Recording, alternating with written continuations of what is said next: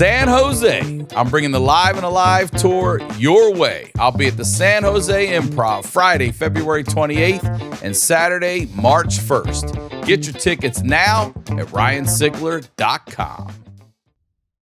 The HoneyDew with Ryan Sickler.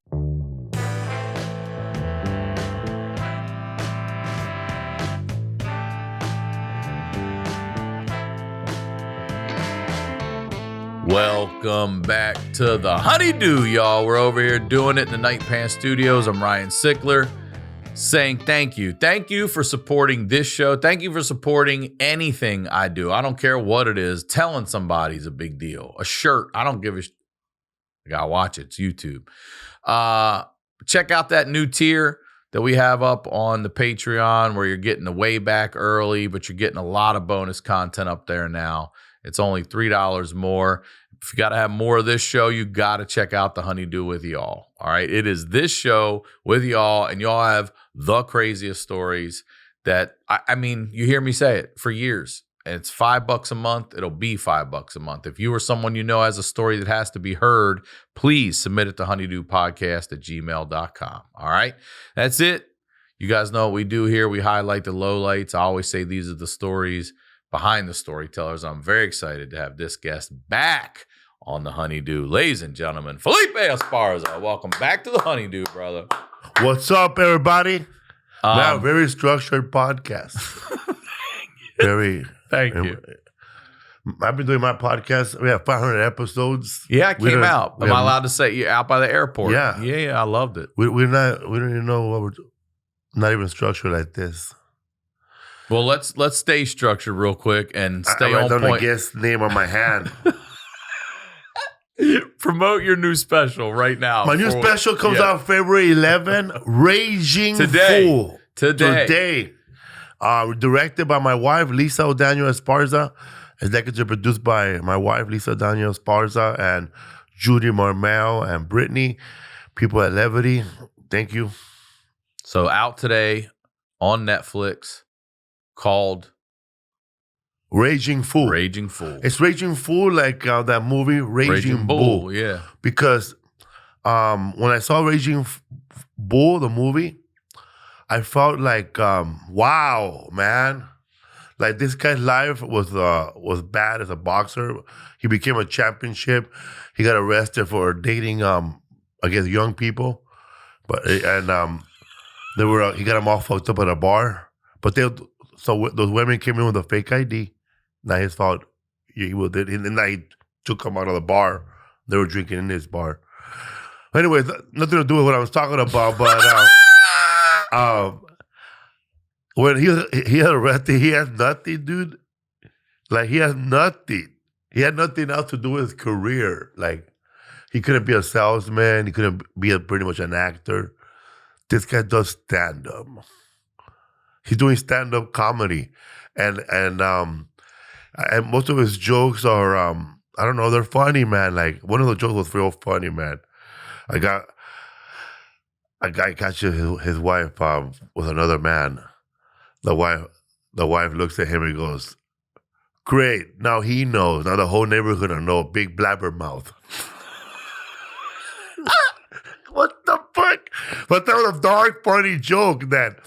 He goes, the wife gets caught with another man by her husband, and her wife's first response was, "Great, blabbermouth catches us. Now everybody gonna know." So he gets heckled for that joke because I guess it belongs to somebody else. And he goes, I used to box, right? I'm thinking of making a comeback down there after the show. So he's threatening the guy. But then he goes back to his room and he's by himself with a cigarette. And he has lines from a movie. And he's doing now a one-man show after stand-up.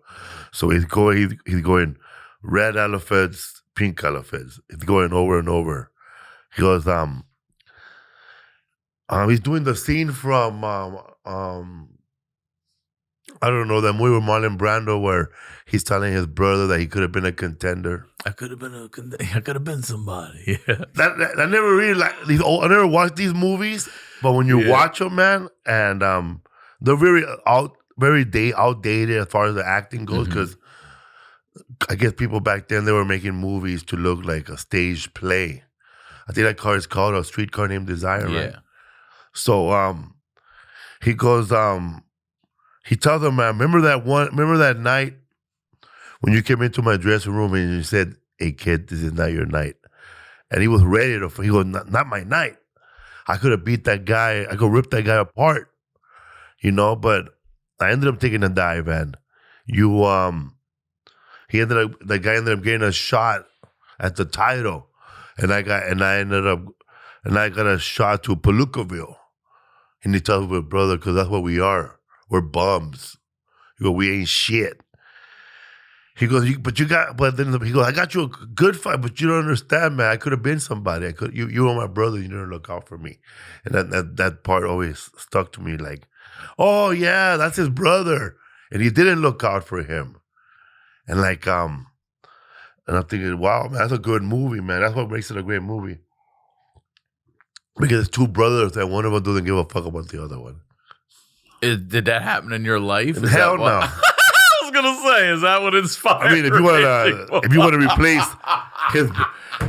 replace him to a son, hey, you want to replace his brother. You were my father. You were there for me. Okay, yeah. All right. Well, I talk about it in my podcast. I don't know if I were talking about your podcast is called "What's Up, Fool." What's up, fool? I don't even know, man. We have no structure, man. We need to have structure. Sometimes, man, I'm writing down questions on the way to the podcast, and I have them on the floor. That's all right, man. However you get it done, it's all right. Or sometimes the guest is not like a talkative person, so we gotta like mess with him. That's tough, man. When you get tough. Are you good? Yeah. I get mad when we have a guest and then they go to another podcast. They're talking their ass off. Yeah. But in our podcast, nothing, man. We're pushing. But I know now.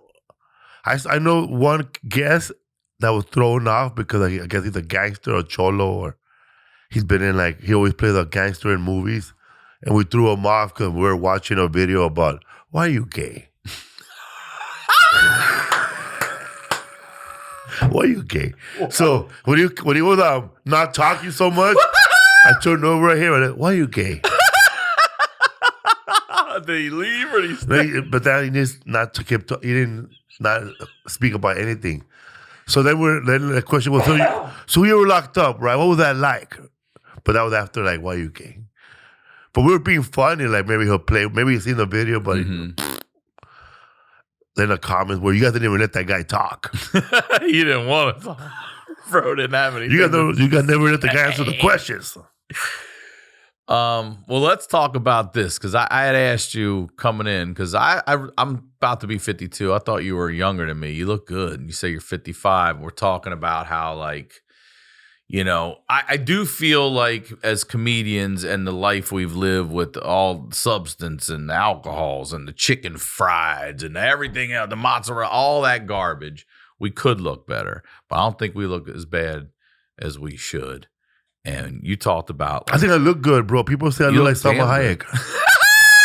You do. You look like a pretty Salma Hayek. God damn it. I don't know how she feels about it, but I like it. That would make me feel nice. I'm like... That would make me... ¿Por qué? But you mentioned going home and you're like, we have a little more style than some of the people back home when they, For reals, man, Tell me about guys like you grew up with back in the day and what it's like now and stuff. If I go back home, I'll never hear my name being spoken by anybody in the neighborhood, and nobody's gonna say Felipe. What do they say? Batman. Bad man? Why? Because that's what they call me. They call me Batman, so they're lucky. Nah. No, that's what they know. Oh, look, man, Batman, you made it, Batman. Those type of stuff like that.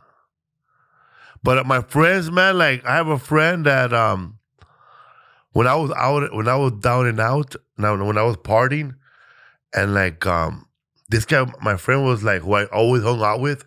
I haven't seen him in a long ass time. And one day we were hanging out, This is before Last Comic Standing, before I won before 2010. Maybe 2008. This guy was living in somebody's garage. Like, they were renting him out a garage. But then I thought about it, man, growing up. Now, he lived right next door to me. His house, his room was the part that opened like this. So he's always been in a garage. So like the carport? Yeah. It was just, he didn't have walls. He just had a roof. That was his room? Dude. Man, let me tell you something. I have seen some weird shit here in LA. I used to go hang out with some friends in Eagle Rock, all right? And in Eagle Rock, they had this house across the street. And these people, I have no idea where they were from or whatever. They didn't give a fuck about their house, nothing. They spray painted the fucking house number on above the door. Just not even nicely. Just like tagged it like 1716 or whatever. We're like, what the fuck? And they didn't have air conditioner or anything like that. So one night I'm outside, I'm smoking a joint on the porch, and I see like 3, I don't know, middle school kids laying on the hood of this pickup truck. I'm like, what the fuck? And they're just giggling and laying, but they're laying there. So I go down, I talk to them, like, what are you guys doing? They're like, well, there's a lot of people in our house. There's like 12 people in there. We don't have air conditioning. It's hot as shit. We're just going to lay out here and sleep on the truck tonight. I was like, you're all going to sleep outside tonight on this truck hood right in the driveway? They're like, yeah. And I was like, man, have fun, dude. Have fun. Wow. I didn't have air conditioning until 2010. That's when you first got it? Yeah, when I won Last Comic Standing. We moved into a place that had AC. Isn't that a big deal? Yeah, man. We have no AC, man. I remember just opening up the refrigerator and just standing in front of it. We had a house that was so hot, Felipe. My dad would go to work. We put a thermometer on the wall, and it would go well over 100 degrees in the house. We're like, Dad. And finally, my dad waited, though. My dad was smart. He's like, wait till we divorce Mom, and then we'll get that air conditioning. And he waited till she got out, and then we got air conditioning in the house. But we had an attic fan. Did you ever have one of those? No, we had no fan. Man, this thing was a ceiling fan. It was bullshit. It was supposed to suck the hot air up. Nah. My grandmother's house in Baltimore, a row home, we would get in the shower. It's so humid. You're sweating in the shower. You know what I mean? You get out, and you're like, what did I even do that shit for? And then you get air conditioning. You're like, oh, my God. We had one of those fans with no gate on it, no fence. So we were like bored, right? 'Cause my dad was watching soccer, and we didn't like soccer. So we'd take turns trying to stop the fan with our hands. Yeah. Pencils and shit. Just right in it. Or we'll start the fan while we're holding it, and then turn it on, and then see who could I hold it along and then stop it. And he's just sitting there watching soccer. Boring soccer. I like soccer now, but back then I didn't like it. What were some of the things you did for yourself when you first got money then? I mean, and listen, I'm not sitting here. Got a new teeth, fixed my teeth. Like I say, yeah, there you go. There you go. You look good, yeah. Yeah, what else? When you first started doing things, how'd you take care of yourself? You got your teeth? Did you buy a home or anything like that? Or did you go on a vacation? No. It took me a while because I only won, when I won Last Comic Standing, it was $250,000. Was it? Yeah, but then my son's mom filed for child support. So she became the last baby mama standing.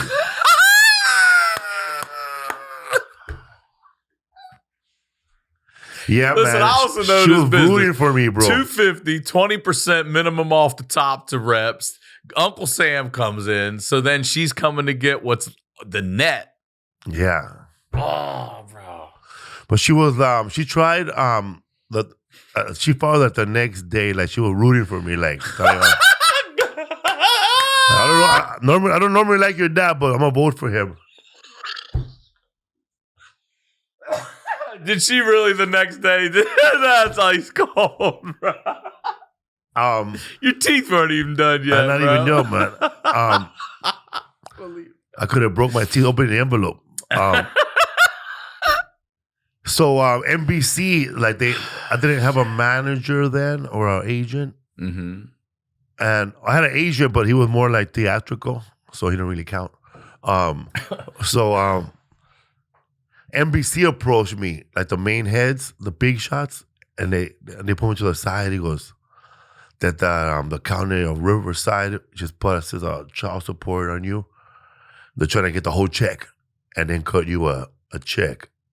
So what you should do, like, they gave me like advice. They say you should incorporate yourself so that we could write the check to the corporation, and then the corporation could write a check to child support, and then you don't lose out. And I never would have thought of nothing like that, so I did it, man. Did that work? Yeah. Did they have to serve you? You're a public figure too at that point, so it's easy to find you. They've been serving me my whole life, but I've been not opening those envelopes. Wait, they give them to you, you just don't open them? That's how I dealt with jury duty forever. I studied Al Capone in high school, and he said something one time that stuck out to me, and he was like, you don't have to go to jury duty. And I'm studying what a summons is, because it's always a summons. And a summons is hey, we'd like you to come to court. A subpoena is you better have your fucking ass in court. Oh, yeah. Right? And it's always a jury summons. And he said, I refuse to be judged by a jury of my, what is it? Yeah, I refuse to be judged by a jury of my peers that are too stupid to get out of jury duty. And I was like, well, how do you get out? And he was like, you just say you never got it. You don't sign for it. Nobody hands it to you. The mailman puts it in the mail. He probably didn't that day. Oops, he forgot. You moved. It's in an old address. So, man, I would take those motherfuckers. I would throw them in the trash, Felipe. Listen, 7-8 years. Then, one day, I get an all red one. I mean, an all red, everything. But I'm like, oh, shit. And it's a subpoena now. Now I got to come in for jury duty. I'm like, oh, fuck. So I go in. This black lady's working at the window, and I hand her my thing, and she goes, got one of these, huh? And I was like, oh, man, I'm doing the whole summons. She's like, you're accurate, but good luck telling them that. What did the red one mean? It meant you better fucking have your ass here now. We've been trying to get a hold of you for years, and you've been dodging it or avoiding it, and we fucking now have a current address on you. You better come serve your fucking time. You know what? Karma. Can you write on that letter, doesn't live here no more, and put it back in the mailbox? I was just going to get it over with. And you know what happened? What? Dude, I got stuck on a fucking jury case downtown Los Angeles for the month of February. 4 weeks. And it was a fucking case like wiretaps. They had guns, ARs and shit in the washers and dryers. This is $2 million in cash at a Jack in the Box minivan. I was on that thing. That's what I get. I was on that shit. So you were part of a jury for a robbery? Like a whole drug ring. These were just people they were grabbing and dude, they were doing the old school. Like they would, like if you're in the jury box, they would look at you and it freaked all. It's an old school mafia trick. But they were all, these guys were Italian or Mexican? No, these were Mexican gang members for sure. Big time, right? Big time. And they were like from what city? It was out like, I want to say it was out in like Pomona or something like that. And they brought them in. And every time, because when you go to jury duty, you got to say, my name's Felipe Esparza. Yeah. You got to say your shit. And they look in your eyes. And when you say it, they go, I like they're writing it down. And you're like, what is, and then the jury's open, courts, anyone could come in. So their gangbanger friends are right there too. And it terrified the jury. Well, I would have got out of that jury right away, man. You couldn't. They would ask me, what's your name? Felipe Esparza. And I would have said something like, listen, man, we know these motherfuckers are guilty. Why are we going through all this? Why are we wasting a lot of money, city money, when we know they're guilty? This whole charade is a waste of time. You're right, though. They had them on wire. They had them left and right on everything. Man, I was hanging out at a bus stop one time, and I was like leaving work, and they pulled over a guy. A random police officer pulled over a guy, LAPD, and they're searching the guy's car for fucking all kinds of stuff. Right? The guy opens his thing. What is it? He thought he had drugs, and he started pulling out. He pulls out a wire. The LAPD fucked up an investigation right in front of my face. Nuh-uh. You saw that? Yeah. So the guy had nothing. So the cop had to release the guy, ignore the wire probably. Now the guy knows he has a wire. so he knows. That I don't they're- know what was the process. Well, the guy should put the call the feds right now and let them know we found the wire. You're seeing that. I'm watching in a bus stop, and they're like opening his Cadillac, and they're like putting the wire out because they thought he had drugs, or something, right? Yeah, but the LAPD messed up an investigation, he's being wiretapped, man. Yeah, for something. Yeah. How many times you been arrested? Ever? Never, man. I've been arrested for only for like not paying tickets, a jaywalking ticket that it went 5 years, so now it worth a lot of money. And where did they get you when they downtown Los Angeles? But I mean, where did they pick you up? Like, what did they catch you for, and then go, "Oh, you got all these jaywalking tickets and shit." Oh, when I was young, man. Because there's a warrant out for you. Is that the what it is? police randomly search people. Oh yeah. When I was a kid, I lived in housing projects, and I don't know how many acres it is, but it starts off on Mission Avenue by 101 Mission, and it goes all the way to 6th Street and Anderson, which is the factories. So the cops, 25 cops, they will walk from Mission, and they'll just randomly walk to the back of the just 25 projects. of them on foot. On foot, like a beat cops. And Yeah, literally. and if you look crazy, they'll ask you for an ID. I never had an ID. And they would run my name and go, "Oh, man, they'll be looking for you." Is that what it is? That's how they get you. But they can't do that to me no more. I became a U.S. citizen. Are you officially a citizen? Yeah, when? man, last 3 months ago. Oh fuck yeah! Well, welcome to the fucking country. Now I could commit crimes without the fear of deportation. Can you vote? Yeah. You can vote. I could vote. I could. Here's what I want to ask: if you have felonies or anything like that, do they carry over? No, you can't be a felon and be a U.S. citizen. Oh, is that right? I didn't know that. You can have a green card and be a resident alien with a criminal record. You can have you could commit. I don't know if you could commit a record. I don't know how that works, but you can't be a U.S. citizen with criminal record. And I found out the hard way, man. Was something I should have taken care of when I was on Last Comic Standing. Like what? When I was on Last Comic Standing, they were gonna kick me out of the show. Oh, because you weren't a citizen? No, because they hire lawyers to do a private investigation all the comedians. Oh, is that right? So they can have no like child or a bank robber or a bookie on the show who's a hardcore criminal.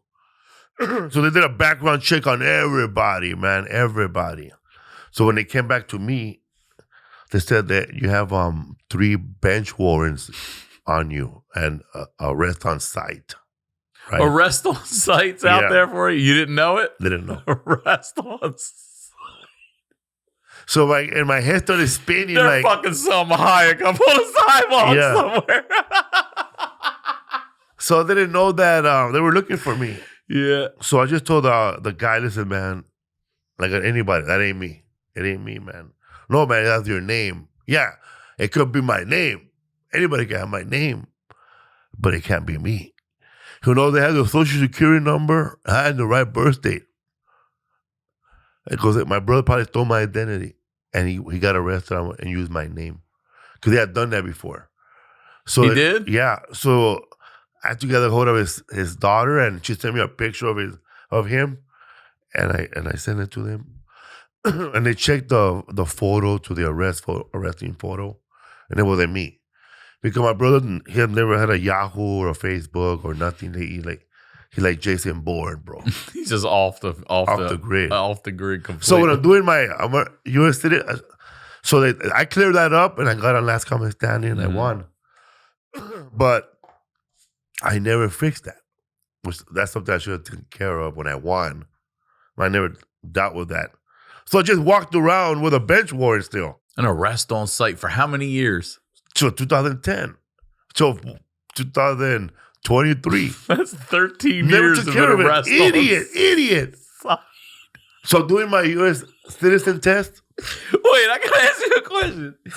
Is there any service out there that we could enter our information in and see if there's some shit out there on us where there's an arrest on site for 13 fucking years out there? It's crazy, dude. Yeah, man. So So I didn't. You're sorry. You're doing your citizenship. They didn't let me in test. Canada the last time. Really? They said I was arrested recently, right? So, oh man, there's a problem here. So when I did the U.S., I met a fan on the show, and he works with, he's a lawyer for immigration. Okay. So he helps immigrants. So I hired him, and I said, bro, I want to do my citizenship test. So they do the background check, and I'm honest, bro. Like, you got to be honest. Like, you've been arrested. Yes, these are the dates. No, but there's more dates. No, that's not me. So I really got to, like, think if that really was me. Mm-hmm. Is it me? Because there's stuff that you got away with, you know, but you never got arrested for. How do they know that? So now I had a deport on site. Damn. So it was no he more. found that out for you? Yeah, so it wasn't arrest on site no You're more. just It was gone. deport. So they would have picked me up, a regular guy that's coming standing. They could have deported me back to Mexico. And where do you go for that? Like detainment first somewhere before Bro, they... be a hassle doing it, especially now. So they did a more investigation and FBI, and they found out that was my brother again. It was? Yeah, so I It cleared really that up was. this time. Yeah. No shit. So I cleared that up. And no criminal record now. They found out that I was all this whole time it was him. So I had to learn now. No, that cleared up, right? So now I gotta learn 100 civil questions about civics. I about the firmly United believe States. most Americans would fail that test Fail the hard. first time through. Fail hard, bro. First of all, I didn't know my local civics. I didn't know who the mayor was till they fucking fired. I thought it was still Villaraigosa. Who's it say on the way down the escalator at LAX? That's how And they kept saying Bass. I said, this fucking shit. white lady doesn't care about us. Oh, But it's a shit, black lady. dude. So I didn't know who the mayor was. Wait, how long have you lived in Los Angeles? My whole life. Right, bro. yeah, okay. I didn't know who the Speaker of the House was. I didn't know who the two branches of the Congress, legislature. I didn't know none of that. But it's you gotta know 100 questions. Isn't it 3? Because they're gonna ask you 11. I don't know how many they're gonna ask you, but you can only get 4 wrong. Oh, 4. Out of how many? 100? Out of 100. But they're gonna randomly ask you like just 10 or 7. They decide. So I had my lawyer with me when they were in the questioning, and I thought that I was being a comedian, bro, which I shouldn't have done. Which I shouldn't have done. Because they asked me, I didn't know the question. All right, what's the answer, motherfucker? And they didn't laugh, bro. What's the answer, motherfucker? So they asked me, who's Susan B. Anthony? Bro, blanked out on that one, bro. Look at me. I'll tell you. So I just said bicentennial. Something about so the I just said bicentennial. this. She's on I knew I had the wrong answer, so I tried to be funny again. I said, that's that white lady who drowned her kids and blamed it on 2 Puerto Rican guys. I looked at my lawyer like this. We got her. Bro, nothing on her. Something at all, this lady. Not even a smile. She just went. So that was the wrong one.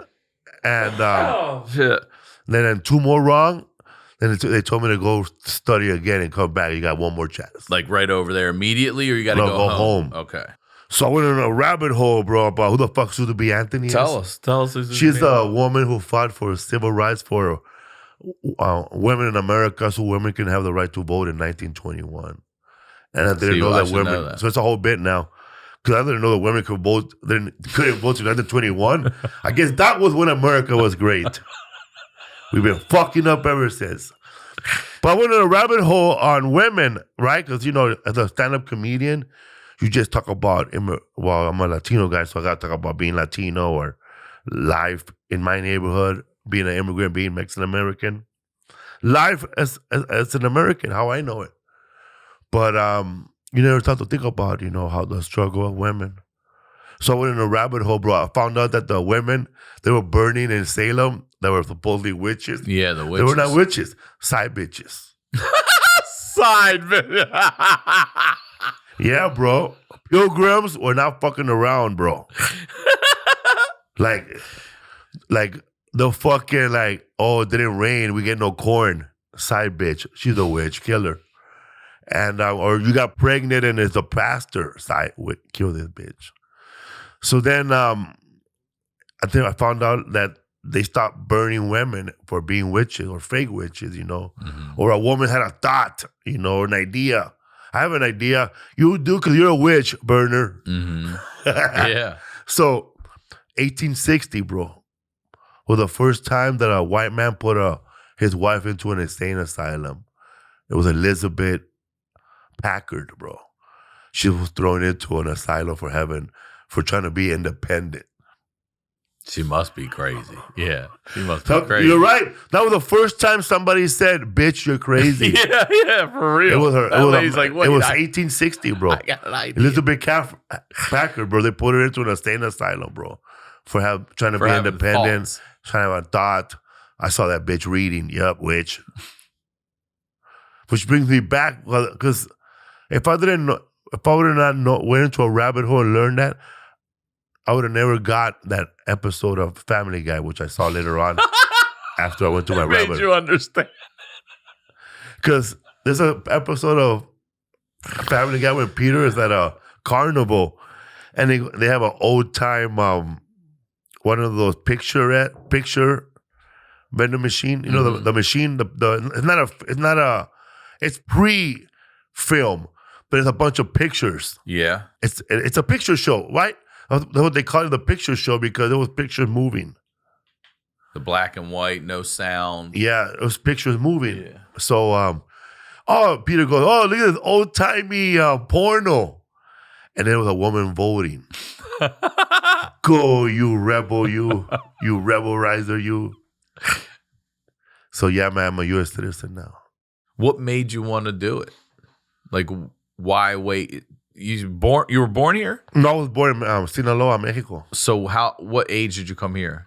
When I was like 3 or 4. So you're talking 50 years you've been here. Yeah. What made you finally say, I'm going to do this? Because I'm not going to live in Mexico ever. And I'm a U.S. citizen. I love America. This is the only place I ever known. And I married a white woman. Didn't work out like they thought it was like in the movies. Like in a movie, you marry a white woman and you become a U.S. citizen. Bullshit. I found out that she can't be from Ohio.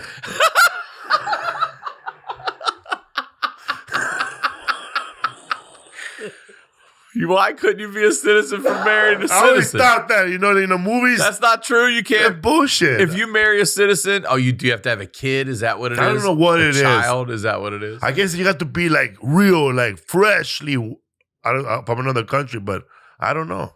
It didn't work out that way. So I have a new name now, man. I thought my name was Felipe Esparza this whole time. So apparently my mom, when she wrote my my birth certificate, she just decided not to write the whole name because it was too long. So she just wrote Felipe Esparza.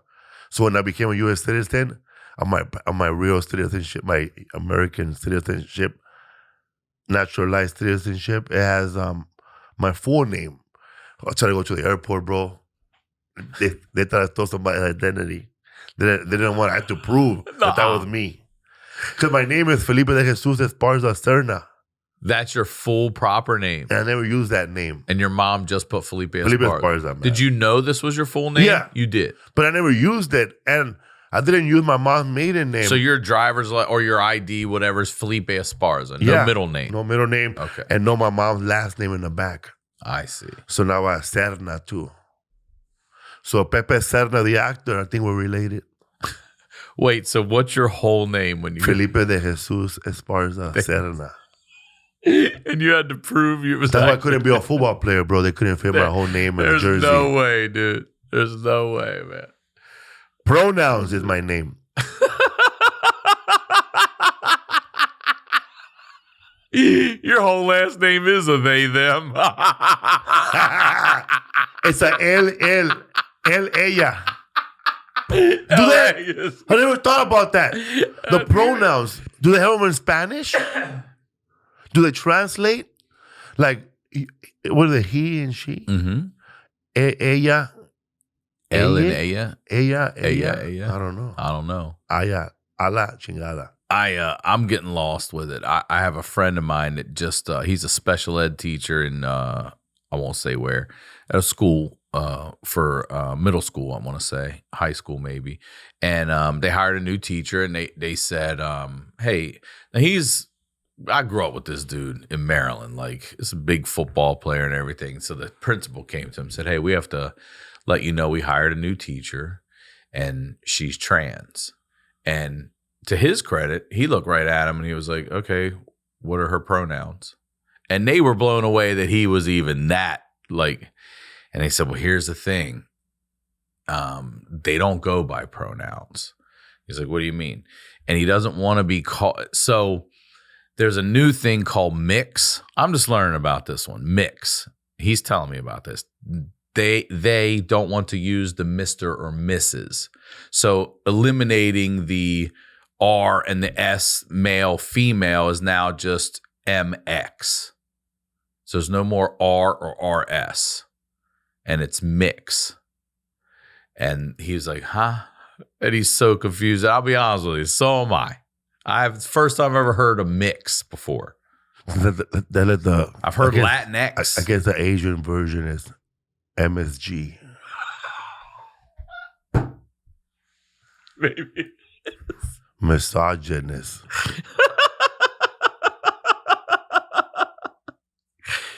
Do you feel your life's going to be different now as a citizen?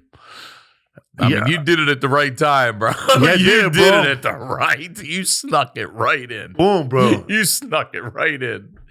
Woo, you sure did, because they're coming hard right now. Coming hard, bro. Do you think if you weren't, you think you would have to go? I think I was more afraid during Obama than I was now. Well, that's what look, I am not a political guy in Me any neither, way. bro. I'm ignorant, but I have read that Obama deported more people than any U.S. president ever. Bro, he was picking up Mexicans, bro, like that little claw, bro, from the arcade. The Toy Story machine. When he left, he was called Deporter-in-Chief. Is that right? See, but he just did it without fanfare and tweets. Oh, they're doing the Democrats move in silence. Yeah. Yeah, but my father, he became a U.S. citizen during President Obama. I think. Did? Yeah. Okay. And it's so many rules, man. I didn't know that if you've been in this country 25 years or more as a resident alien, you could take your citizenship class in your home language. So if you're like Spanish, you could take it in Spanish, or Portuguese, or Chinese, or whatever. And I was like, I remember when I was taking my test and I got them all wrong, I looked at my dad and I said, there's no way you got them all right the first time. I bet you if it was in English, you would have got them all wrong. I was trying to throw my dad under the bus. Cause no way, man. I was like, no way. I read English. I forgot who Susan B. Anthony was. I read English. There's no way this guy knew who Susanna B. Anthony was. There's no way he knew who Susana B. Antonez was. Oh, shit. Because my dad comes from a place where heterosexual men, the women have to cook. There's no way he would have got that one, man. No, he didn't give a shit about that. He's like, I'm definitely going to get one. How many am I allowed to get wrong? 4? Here's one. Yeah. Yeah. So, I mean, I know you want to be here. You don't want to go back. You love the U.S., but is that the only reason you did it? Make sure you're safe? Or did you really want to is it something you've always thought about doing? It's something I always thought about, like I've been here this long. What am I waiting for? Almost your whole life. Yeah. Get to vote. Do you have dual citizenship now? I think I do. Yeah. I think I do.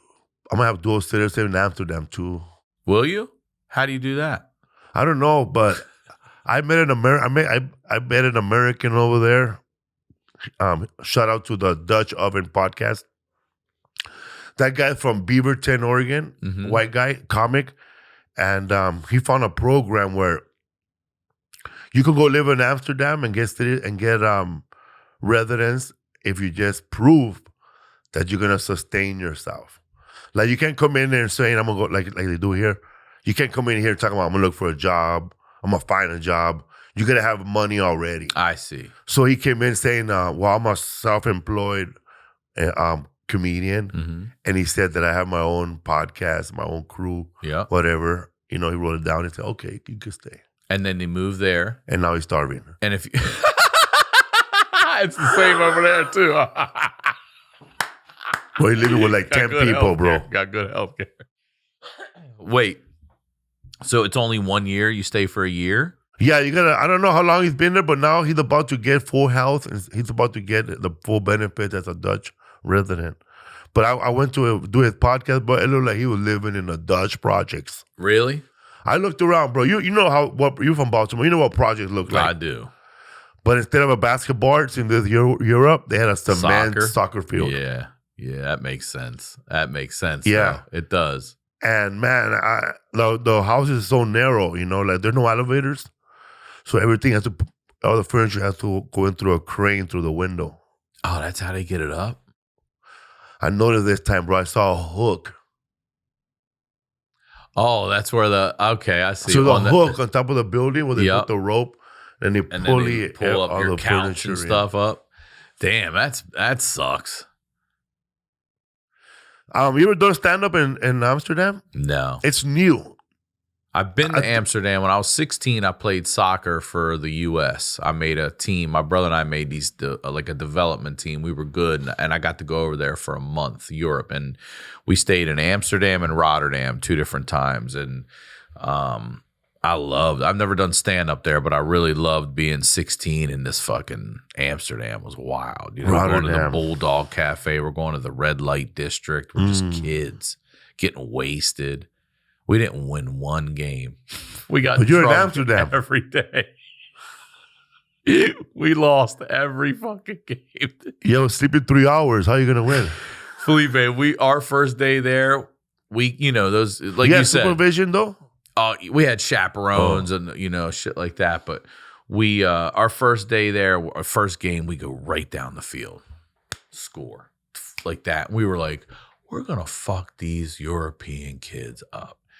They whipped our ass. Like, we got lucky. We realized, we got lucky on that goal. We didn't win one game. We played for a month, like 3 a day. We got our ass fucking handed to us, dude. I remember getting my ass beat that bad too. I was in a little youth semi-pro league baseball game team where it was 16 and over. Okay. So you could be 30 in our team. 16 and over. Yeah. So it was semi-pro. Yeah. So we get to this park, Salazar Park, and Pico Rivera, bro. And these guys are dressed black and orange. Okay, that's the colors. The Tigers, I guess. And they're like men, bro. Like they're seniors. They're like men. And then we're all like, we're gonna fuck these motherfuckers up, bro. We're gonna fuck them up. And we had our best pitcher, bro. His first pitch, that fucking ball flew to East Los Angeles, bro. It was screaming chinga tu madre on that ball. It just went, fuck. They fucked us up, right? Like they were having batting practice with us. It felt like sooner or later the umpire gonna say, hey, listen, man, I'm only hired for 2 hours, bro. Everybody batted twice. I was only hired for 2 hours. In an inning? Yeah. Batted twice in the same inning? Yeah, no, bro. They fucked us up, bro. That's a lot. And then we came to a bat. That's 18. That guy struck out everybody, bro. Like he got 9 straight outs, bro. Like he struck out the side. And he only one person, 2 people he didn't strike out, man. They beat our ass. And they were drinking before the game. They were getting fucked up. Some of them were playing with boots. Boots. They're still just like they didn't have a full uniform, bro. Like the guy had a Dodger shirt, but UPS pants, or a FedEx shirt, with a soccer shirt. They fucked us up, bro. One of my favorite teams to support and watch was this team called the Dirty Sox. All right, so a buddy of mine played in like this adult competitive softball league, and I happened to go back to Maryland. This is a little while back, and he's like, come see me play this fucking game. I'm like, I'm not coming to watch you play softball. He goes, listen to me. We play at the old prison by where we grew up. And I'm like, do you play the inmates? He's like, we do. That prison is a minimum security prison at this point now when they're about to put you back out there into society. And it's a laundry camp. It's right by Springfield Hospital in Maryland. And they have a softball team. They call themselves the Dirty Sox. They're a laundry facility. These are all fucking inmates are out there, Felipe. Every game, I'm like, why are they even in your league? How do they play? It's like every game's a home game for them, man. You got to go to prison and play. So this side of the right field, first base, right field side is where you can, if you're free, you can sit out here. But then there's just prison right here and all the way around, and you can't get over there. They talk so much shit, dude. They don't care that your kids are out here. It's so much fucking fun. Are they good? They're all right. They won that game. They're all right. They're not bad. But also they turn on each other. Like if we're prisoners and you strike out, they're like, fuck you, Felipe. You ain't shit, man. You're just jogging back, like that kind of shit. Meanwhile, in Los Angeles, we got inmates fighting fires over here. Yeah. They let inmates out to fight fires. Yeah, man. I know 2 fire camps when I was a kid. What do you mean? There were 2 juvenile fire camps. What is that? Tell us what that is. Well, one of them is for like juvenile kids. Okay. Like kids who are like 12. Well, if you're a kid, you get sent to juvenile hall. So this one is called Camp Scott Fire Camp, and it's on the Angeles National Forest. So it's a bunch of inmates, but they're all juvenile kids. So what they do when there's no fire, they get in. They clear out the fire trail for the firemen in all the mountains. All right, they clear it all out and clean it. So they clear brush. That's basically what they do, but they never get involved with fire because they're kids. But the male counterpart of them is what you saw during the fires now. I see. And that's a real fire. These are firemen for the prison. So there's a fire outside the prison or nearby. They're volunteers. So I had this whole bit, bro.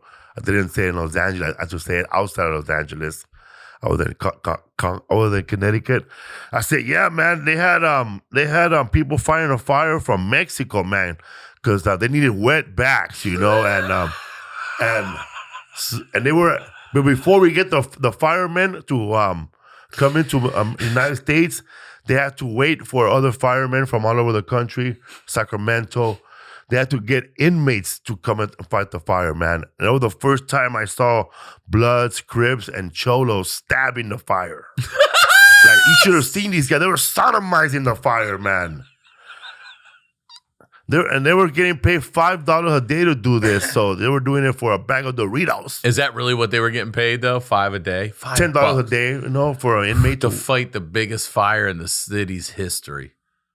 People say, well, $10 a day is too little, but you got to think about the cost for that person to be there, It costs money to supervise. You got to have a fireman who's not going to fight fire to supervise the firefighters. And then you got to fucking transportation, gas. This guy gets probably 3 meals a day in the prison, probably has dental. So $10 a day, man, it's pretty fair. What if, you wouldn't get away with it or get far, but you could fucking kill a fireman in there, put his clothes on, and get the fuck out of there. Bro, I was accused of blackface during the fires, bro. What? Are you being for real? This restaurant in Sherman Oaks was giving out sushi. So I put some ashes on me to go over there, stand in line like I lost the house. That's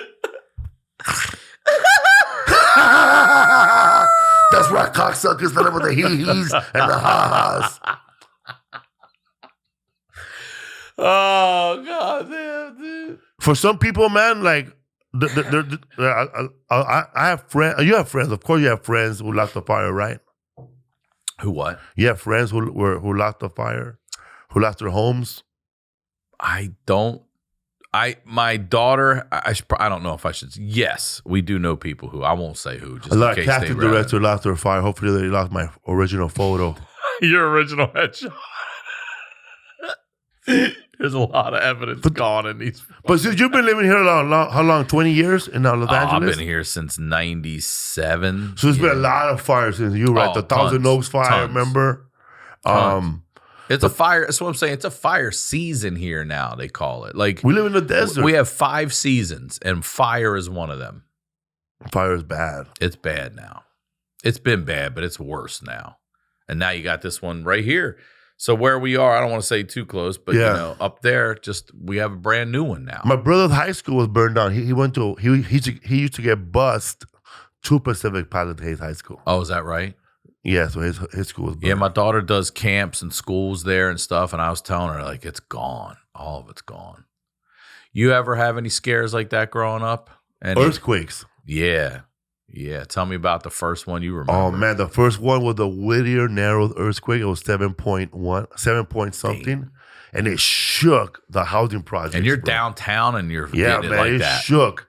And I was hungover from the night before. So I slept I was in my mom's house, and I was hungover, and it was shaking, right? But I tried to sleep through it. So when I ran out, bro, my feet were all cut up from my mom's crystal that she saved up there for special occasion that never shows up. Yeah. All that shit fell. All those punch stuff that we never used. All those cups we never used. That punch set, the dip thing, man, made of crystal, it all broke, bro. I was like Bruce Willis in Die Hard, bro, picking up glass in a fucking rat. Yeah. My sister was on her way to school with my brothers on a public bus. She said that the bus driver ran out of the bus and left them in the bus. Get the fuck out. He just panicked and took off. Man, you can't do that with a busload of kids. I remember that there was... That's crazy, dude. You get boned down, bro. You just said fucking open the door and ran right the fuck out. Ran into projects. Wait, how high are you up at that time? Are you up pretty high, or are you closer to the ground in where you live? I live in the flats. They call it the flats back then. So 2 stories or just one? There's hills above us, but we live in the bottom. Okay. But you could see it rumbling. It was so bad because there was aftershocks. Afterward, they were like 6'5", 5'9". So they were heavy, 4.7. So people were afraid to go back in their homes because of the earthquake. So we started making houses outside. So our whole projects, it looked like a POW encampment. Did it really? Yeah, man. It looked like Valley Forge during Washington, bro. A bunch of tents, bro. Little string and a blanket. A bunch of tents, bro. Drug dealers were setting up tents, bro. And then all the public parks were like that for a while. There was no water. You couldn't use water, so they were taking water out of any faucet. Well, I came here in 94 the first time. I came here. Northridge earthquake. I woke. Okay, so I was sleeping at my buddy's place, and I'm waking up to drive to California that morning, and his mom is shaking me awake. Like, Ryan, you don't have a college. Your school's gone. And I'm, you put CNN on, and I think I'm totally dreaming, And I wake up, and I'm like, is this real? She's like, they just had an earthquake. And I had just been accepted to Cal State Northridge, and I was like, holy shit. So I came anyway, like a moron. And I remember seeing families in the park on the corner of Reseda and I want to say Nordhoff, and the National Guard surrounding the perimeter because people were homeless, and fire just coming up through the fucking streets, and literal faces of buildings just like tipped on themselves on the sidewalks. And I was like, what the fuck? And I did a whole semester here. And they brought in those like trailers and shit. So I lived off of Zelza and Nordhoff. I don't know if you know the area. I know the area. Okay. And I was right where the parking structure was down. I was supposed to be in a quad. You were by the Red Lobster. Yep. I was supposed to meet 3 new people, and have roommates. End up fucking in this tiny little studio off the thing, sharing a Jack and Jill bathroom with a dude on the other side I never met. It was and we would get those. I was in a little twin bed, and that little bed would go, it would slide across the floor. To this day, man, they make my fucking. I'll tell you, I like to think I'm a man. I like to think I'm a fucking strong man. But this was like 10 years ago. There was an earthquake that hit right in Sherman Oaks where I lived. Like the fault line was right there. And whenever you're closer to it, it feels, it's summer. I got the windows open. I'm sleeping. I'm just by myself before my daughter was born. And that motherfucker hit. And I just got up and I said, God, no! I'll never forget. That's what I yelled. And I started running like a... I was like, you bitch. You fucking bitch. Out of a dead sleep, it was God, no. And I just started running like a motherfucker. I hate them. I hate earthquakes. I know, man. Just the sound. Yeah.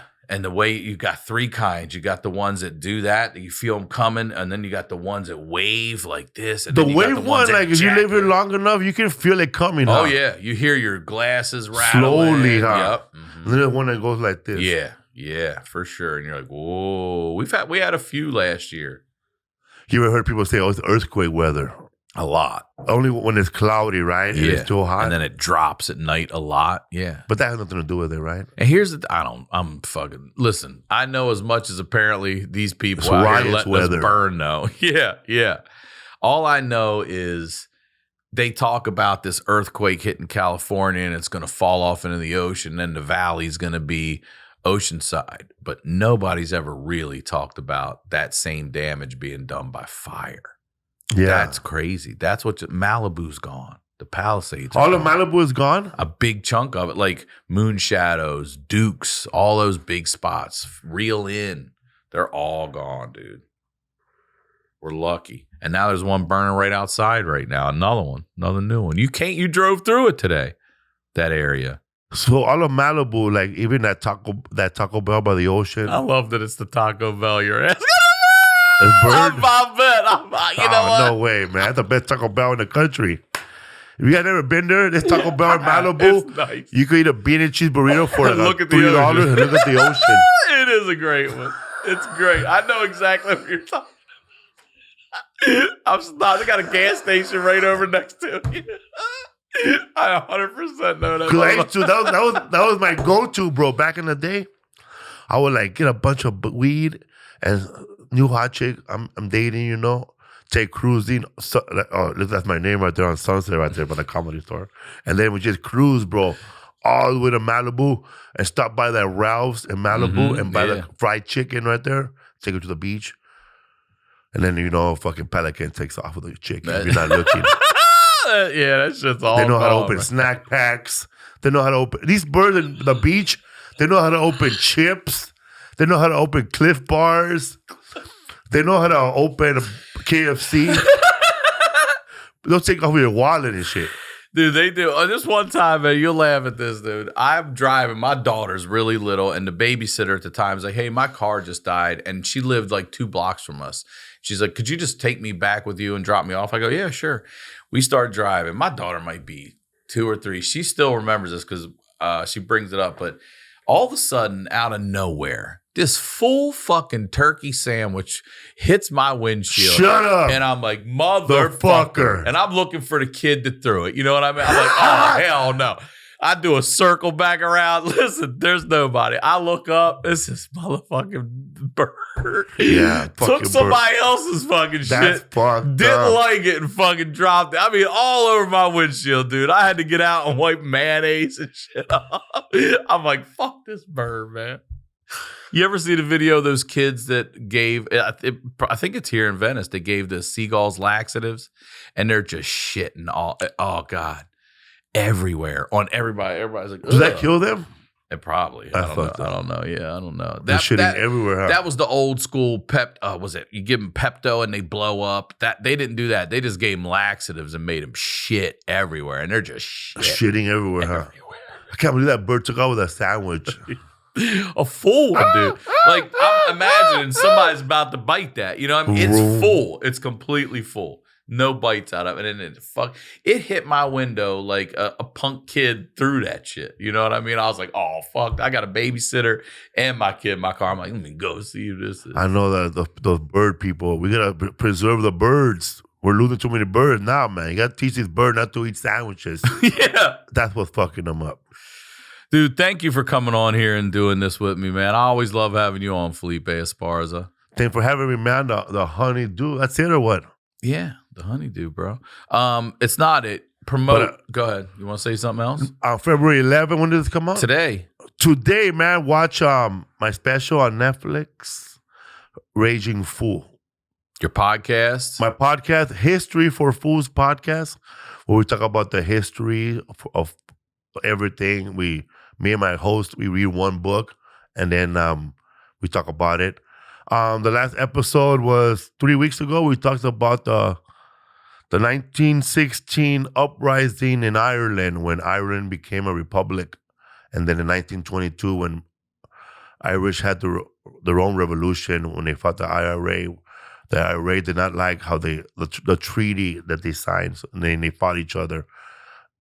Brothers against brothers, cousins killing cousins. Your other podcast. Oh, the What's Up Fool podcast. Also, man, if you speak Spanish, I have a Spanish podcast, a scripted podcast that I did for Sonoro out of Mexico City. It's called Nace una leyenda, la historia de Chespirito.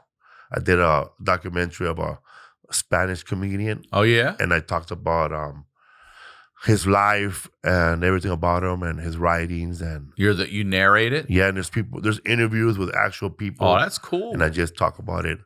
And I introduce it every day. Nace una leyenda, una podcast de Sonoro con Felipe Esparza. Don't forget, my Spanish ain't that good, so you might hear a little English here every once in a while. All right? Okay. ¿Listos? Thank you, brother. As always, Ryan Sickler on all your social media. Talk to y'all next week.